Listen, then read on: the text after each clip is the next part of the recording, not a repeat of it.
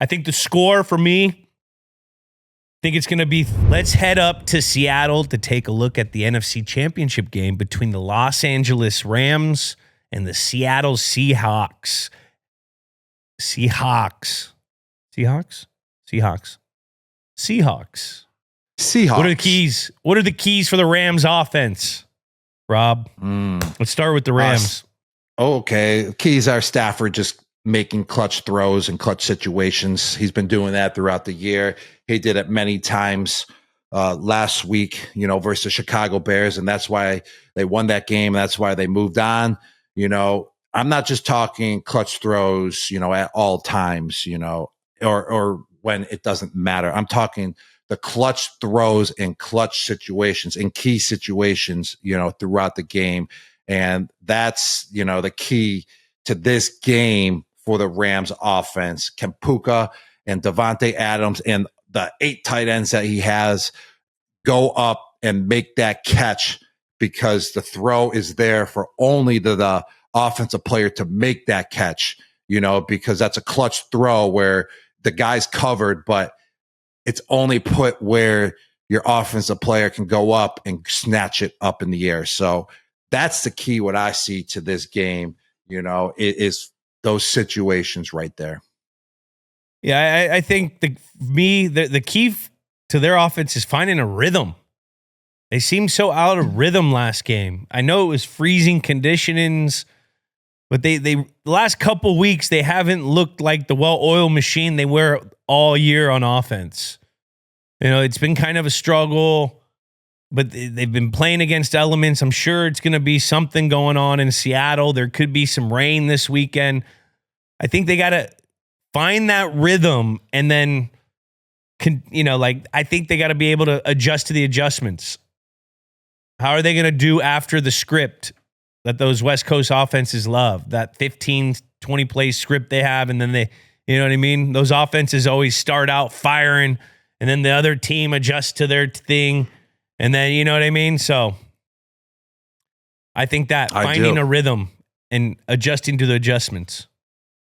Okay, those are some good keys right there for the offense. We already know that, they're going to be explosive. They have a lot of explosive plays with Devontae Adams in the red zone, Puka Nacua, just anytime, anywhere, any place on the field. They got some solid running backs. The tight ends, they're big. They're guys like my size, and they're pretty explosive, in those personnels when they got 2 or 3 tight ends out on the field. So we know that's going to be the case, but can they find that rhythm, and can they be clutch is what it's all going to be about, to finish off the Seattle Seahawks in the end. We'll see if they can do that. And some of the keys to the game for the Rams defense here is to put pressure on Sam Darnold. I mean, Jared Verse, one of the most feared young bucks in the NFL, at the outside linebacker position, defensive end position. He's got to get to the quarterback. He's big, he's scary, he's explosive off the line of scrimmage. Can you rattle Sam Darnold? Can you make Sam Darnold the Sam Darnold that we saw last year in Minneapolis, when he was in the playoffs at the quarterback position?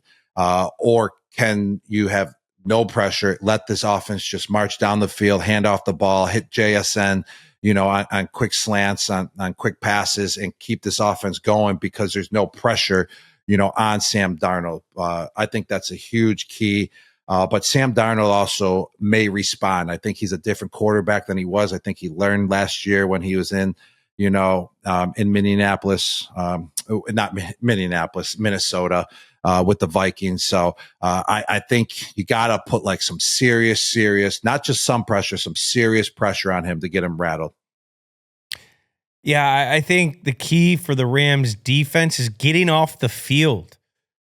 There's been plenty of times this year where they play really good defense, they stop the run, but then all of a sudden the 4th and 6 play with Caleb happens where he throws a touchdown on that play.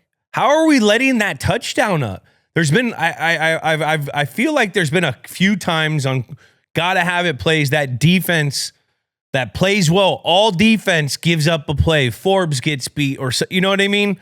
So getting off the field on crucial moments, 3rd downs and 4-point plays, 3rd downs in the red area, and gotta have it plays like at the end of the game. Get off the field. because they have a great defense. Just sometimes they give up that play when they've been holding them all game. What are you worried about with the Rams? Just collapsing, throughout the game. Sometimes they can just be dominating all of the phases, and not all the phases. I would actually say I'm worried about their special teams. They've had some, mistakes there throughout the year. They've lost a game because of special teams. The other teams have been in it because their special teams have made plenty of mistakes and couldn't execute. But also on the offensive side of the ball and defensive side of the ball, they sometimes are just dominating and then all of a sudden just collapse. And it's like, what happened to the Rams offense? Like, they were moving the ball, they were throwing it down the field. It's just not there, So that collapse cannot happen, especially versus a team like the Seattle Seahawks. They're going to take advantage of that, and then you're not going to have any chance in this game. And same with their defensive side of the ball. I mean, they can dominate, but there's times where they just disappear. So it's about just playing, 4 quarters of football at all times and playing at a high level at all times, because that's what you got to do in order, to have a chance to go to the Super Bowl in this NFC Championship game. For me, it's the special teams 1,000%. Can you elaborate more on it? Last week, the punt they lost through 2 games because of block kicks, special teams. Last week when they were punting the ball back to Chicago only had an opportunity because they muffed, the punt was like a 30-yard punt. They've had some kickoffs they've given up. They're playing against a really good special teams team. Like, Rashid Shaheed is the guy, one of the guys in the league that can return anything to the house. I mean, LA Rams, their special teams rating 74.8 according to PFF, when Seattle, on the other hand, is 90.4 on PFF. Special teams rating. I have no idea what that means, but it sounds good and it goes to my point. So I'm worried about the special teams. The X factor for the Rams in this one, for me, Devontae Adams. You got, Jules. Oh, okay. Devontae Adams, he's got to be more involved. I think he only had a couple catches last week. They need him to do well in the red area specifically and on third down. That's where he makes his money. If they're going to cloud Puka and give all the coverage to Puka because they want to hit Puka in the short game, middle game, deep game, they're trying to get the ball to Puka to move those sticks. Devontae Adams has to come through in those moments they need him, which is specifically in the red area and third down. That's my X factor. Well, my X factor is his partner in crime, Puka Nacua. The Rams need Puka Nacua to have a great game every game, in order to win these big games. So he's going to have another big game coming up. You saw how many clutch moments and clutch catches Puka has made, clutch first downs, clutch, explosive plays, and big plays as well, big yardage plays, to keep the Rams offense going throughout the year and keep the Rams offense going throughout the playoffs so far in the 2 games that they had in versus Carolina and the Chicago Bears. So it's Puka Nacua. He has to come out. Everyone's expecting the big game, and he needs to have another big game. And remember what he did in Week 16 in Seattle? He had 225 yards, Julian. Week 16 versus Seattle. He needs to do that again. He needs to do that. Not 225 yards, but he needs at least another hundo, to be the X factor of this game. And that's what the Rams need as well. I'm talking 225 yards, brother. That's a lot of yardage. A lot. That's a lot of yardage.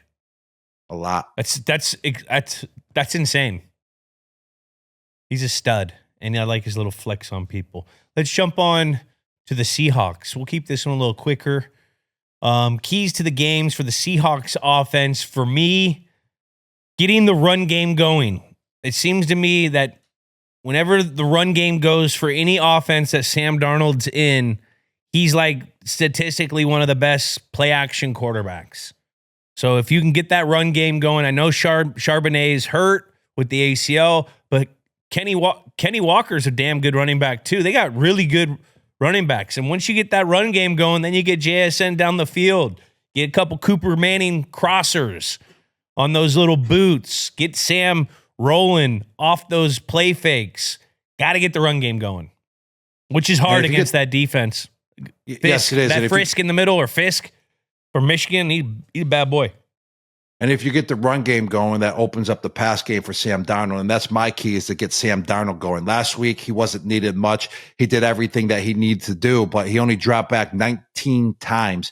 I mean, that's nothing. He's going to have to drop back plenty more times this game. The Rams defense isn't the San Francisco 49ers defense like they faced last week. He only threw for 124 yards, but that's all they asked out of him. They didn't need more out of him to dominate the 49ers, but they're going to need more out of Sam Darnold this game, if they want to beat the Rams. So they got to get him going. They got to get him comfortable, and they got to get him rolling. Move him outside of the pocket. He's been great at that this year. He was great at it last week as well. Yeah, that little injury has healed that up. It will be healed up. It didn't really bother him last week. Now he has another full week to heal it up. So get Sam Darnold rolling and get it early and often. What are your keys for the Seahawks defense? Oh, man. I mean, the Seahawks defense, they're vicious, man. I mean, DeMarcus Lawrence, you got Leonard Williams. Those are the two keys right there. I mean, I faced DeMarcus Lawrence when I was in Tampa Bay my last year when he was on the Dallas Cowboys, and he has elite energy. He's got great knack for the game of football, great knowledge of the game. And just how high of a motor he has, it just brings another level of intensity to this defense. And Leonard Williams and also DeMarcus Lawrence, he's a defensive end, and he had me in coverage. I actually scored a touchdown on him on like the 8-yard line, but they put him, in coverage on me on the goal line. And I scored on him, but guess what? That just shows how much athleticism that he has, that they were willing to put him in that situation. It was kind of more of a trickery play, so it got me open a lot easier. And then also Leonard Williams, I mean, this guy is still a beast. These are two veterans that are hungry for a Super Bowl. Leonard Williams was on the New York Jets when I was on the New England Patriots. That's how long he's been playing for. And I put my hand down. He's so athletic. He's a defensive tackle, but he can go to the defensive end position. I put my hand down. I said, hold on. I mean, I knew who he was. I said, why the F is this mother effer in front of me right now? He should be down, in the trenches more, because I don't want a piece of him at all, because he dwarfs me. He makes me look tiny. He's athletic. He's explosive. He's gigantic. He's strong, and he can get to the quarterback. So these two, are the keys to the game for the Seattle Seahawks defense, in my opinion. Okay. I like that. How about you, Jules? How about you? What you got? The key for the Seahawks defense is to stop Puka Nacua. Okay. It's always crazy to me when you have guys that have like 130 catches, 120 catches, and somehow they're wide open on third down. Like, if I'm the defense, if it's any kind of passing situation, I'm instantly looking, where is 12? Okay, he's right there. Let me keep an eye on him. I'm going to look at the quarterback, but I'm going to field 12. All right, he's throwing where's 12? All right, you know what?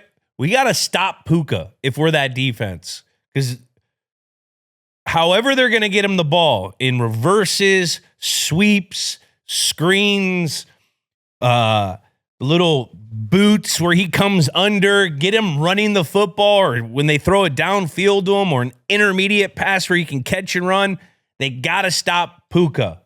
He's got 19 catches for 300 yards in 2 games against these guys.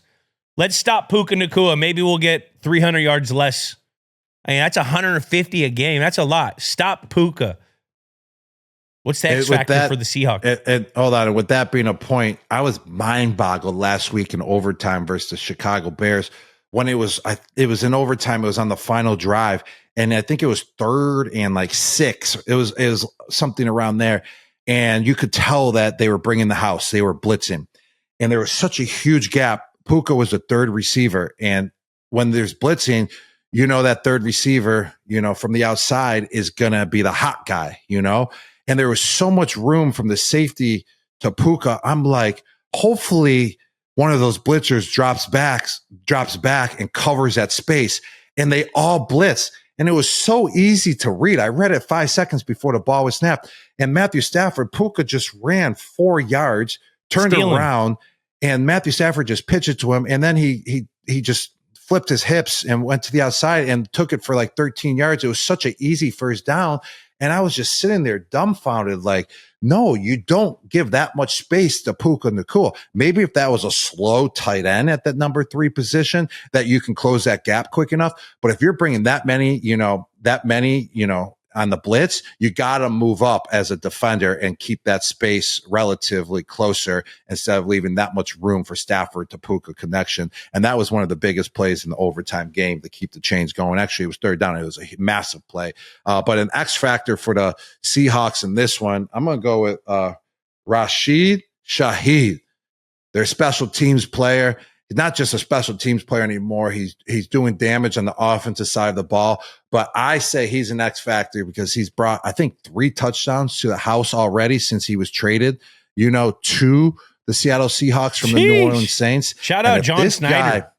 This guy brings another one, to the house and special teams. That's going to be the X factor for this game and get Seattle over the hump versus the Rams and go to the Super Bowl. Shout out to John Snyder, the GM of the Seahawks. Actually took me to lunch during the pre-draft process at Kent when he was with the Packers. I was going to sign with the Packers because of John Snyder. I was going to sign with the Packers because of John Snyder. Hey, he's done. What did you? I mean, their fucking team is insane, huh? Hold on. What did you order, Jules, at that lunch? I think we went to Clark Street Deli. I think I got a sandwich, or it was Clark's maybe. Yeah, what kind of sandwich? Or it could have been ice cream, that one, because I had a broken jaw. I had a broken jaw during my pre-draft stuff. We'll get into that for another time. My X factor, Robert, JSN. He's been kind of quiet lately. Last couple weeks, been a little quiet. Not like quiet, but to his standard, has been a little quiet compared to how he was balling all year. I think there's going to be a big play for him to make. I think the secondary for I think the secondary for the Rams is the weak spot for that defense. So I think JSN with a couple big plays, he's, just 3 catches, 18 yards last week. I expect a big one, X factor type game out of JSN. Yeah, he's cooled off a little bit. He had less than 100 yards his last 4 games, actually, and just 18 yards last week. So imagine, but they didn't really need him. They didn't really need Darnold. They didn't really, but still, exactly. But he's going to be X factor this game. Exactly. He's due for a breakout game. I really like that one. And now let's get into the NFC Championship predictions. Julian, who's going to win this one? You want me to go first since you went first with the AFC Championship game? Yeah, I'll let you go first. You played in the NFC. Go first, I never played in the NFC. Oh yeah, I played in the NFC, so you gotta go. I'll take the honors. I actually didn't face.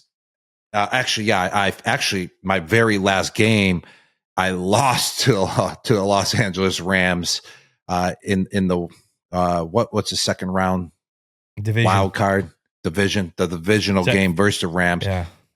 So it's weird. You don't know because we never to go first. It was always usually our first round. Yeah, because we always had the bye in New England, so it's hard for Rob to compute being in the wild card weekend. He could, you know what I mean? So it's hard for him.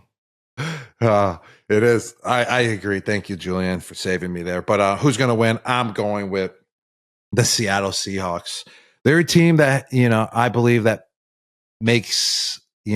has made less mistakes throughout the year. And that factors in, into the playoffs. It factors in if you're going to win games, deep down, into your season. And the game that they just played last week, you could tell that they're a complete football team. They got the feel, the chemistry is there. They know how to win games.